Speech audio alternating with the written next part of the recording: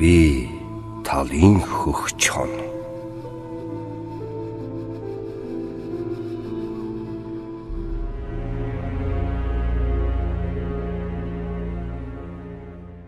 Би талын хөх чон. Сур шиг сунаж, сухай шиг улайж, эрчим дөрвөн хөлөөрөө ээрэм талыг донсолгож, агцай мордын туурайг сэлдэж, анж сайхан ирсэн хорхойг хөдлөж, 10 халтар нохойг замтан цугуулж, агшин бүртээ үхэлтэй тэрсэлдсэн би талын хөх чон. Хойлох их хүндийг төмөр бүлгээр туучин, хурдан буутай арьс алах гэж занан, арьсыг минь лавхын төлөө ухаанд хүн араатан намайг зогсоо зайгүй мөрдөө.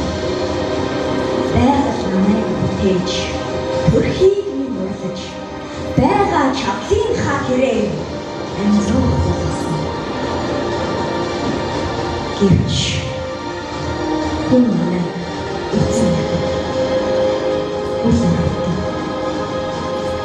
өдөр бүр үгэлтэй амьдж үл захын өртөг газар дэвгаатч заримдаа хоосон. Тэргэл сарны гэрэлд сүүдэртэйгээ хамт давхин би тэнхэл минь барагдаж сулгисэн хөлн гойв.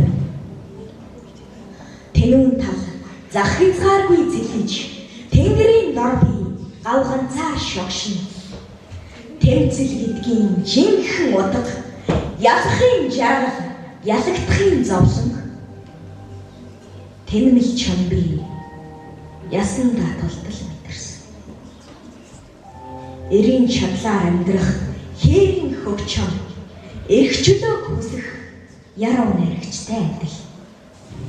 Торонд орсон хөлөө тасгадж явсан би талын хөх чон. Тамийн зовлог би биеэрээ мэдэрч тасарсан хөл минь тэр жалханд хоцорсон. Цагаан цасан дундуур цусаа цугуулж цаашдаа гурван хөлтэй хоцорсон. Хүн араатан зогсолтгүй мөрдөж, эцсийн агшиндаа би эргэж дайрахыг завцж.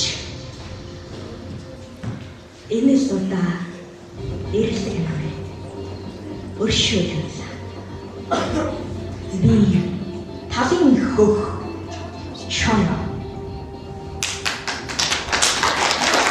Үдлагын эрхэн өрөөс нь хөлөө алдав.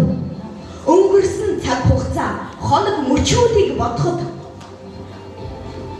өршөөлгүй хүнд би хорсон. Би чон. Би хүн шиг сэтгэж бас яруу найрчиг ганцаар. Буруугүй хэрнээ буруутан чон би хэрчтэй дуулыг дажгэн л үлж юм.